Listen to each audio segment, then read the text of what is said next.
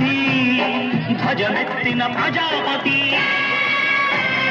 మగోన్నాగ శక్తులు చురకత్తులు ఝడిపిస్తే మానవతుల మాంగళ్యం మడుగలుపుతుంటే